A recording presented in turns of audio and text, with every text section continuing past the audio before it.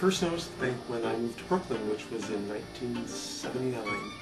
It's the tallest building in Brooklyn, and you can see it from all over the borough. And from other places as well. You can see it from Manhattan. You can see it on the approach to Governor's Island. You can see it when you're coming in from Queens. So it's a landmark. I think it's the tallest freestanding clock tower in the U.S. It either is or it used to be. And it was the first skyscraper in what was to be the new downtown Brooklyn. But then the Depression hit and nothing ever happened. The way I look for subjects is I walk around with the camera and I roam around Brooklyn usually, and I try to have a camera whenever I go out just in case I happen to see something that intrigues me.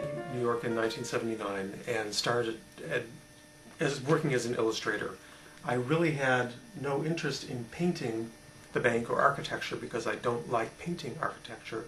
It usually requires drafting if you were going to be precise, and I couldn't find a way. My style is rather tight, and I couldn't find a way to paint architecture that would please me and be loose enough. And so 23 years later, after noticing the bank and being intrigued by it, I started experimenting and painting the dome, and that led to starting to pull back and paint more of the building, and then to pull back even more and start painting the environment.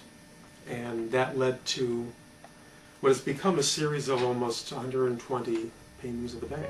When I painted this painting, I took photographs. A friend of mine was watering plants for friends of his, and I went with him and took pictures while he was watering the plants, and came back and took those pictures, and those pictures produced this painting. So I tend not to work literally.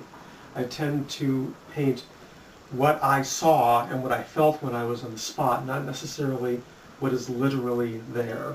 The first thing I do after I look at the pictures and decide what I want to paint, I start working directly on panel. And this is an 8x10 panel. And this is where I make all my mistakes. And I figure out what the composition will be and what I want to be in the picture. And then when I'm satisfied with the sketch, I move on to a larger piece. And sometimes this is an 11x14. And it's also a panel. I like working on panels because it's a good hard surface. And when the paintings start to become larger, I'll work on linen, or on linen, because it's lighter when it's like that painting back. When people look at my paintings, I want them to see beauty. I'm interested in painting beautiful things, and I want people to look around them and see that there are beautiful things in the midst of sometimes urban decay. Not everything that I paint is pretty, but I think the arrangement of the light and the color and the objects create beauty.